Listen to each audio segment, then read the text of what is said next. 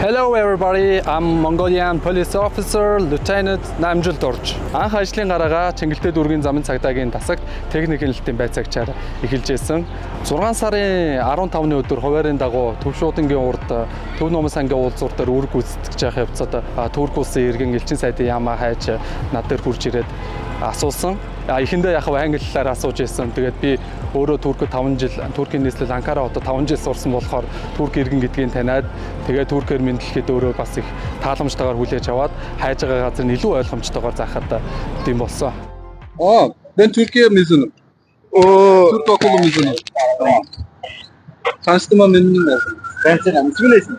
Benim adım Namca. Namca. Evet.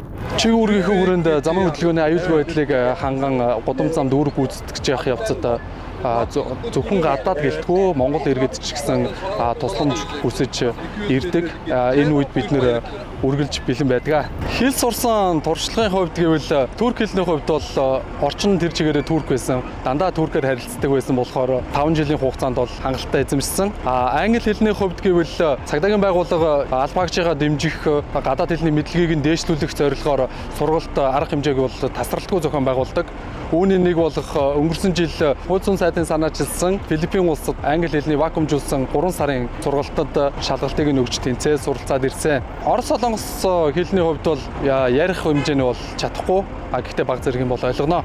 Эргэж жолооч нартай уриалга болгоод хэлэхэд замын хөдөлгөөний дүрмийн 15-ын 2 дээр уулзуур гарцыг бүрэн нэвтрэх боломжгүй төгжрөл саатал бий болсон тохиолдолд уулзуур руу орохыг хориглоно гэдэг. Энэхүү дүрмийг хэрэгжүүлснээр замын хөдөлгөөний эрчим ачаалал тодорхой хуваар буурнаа.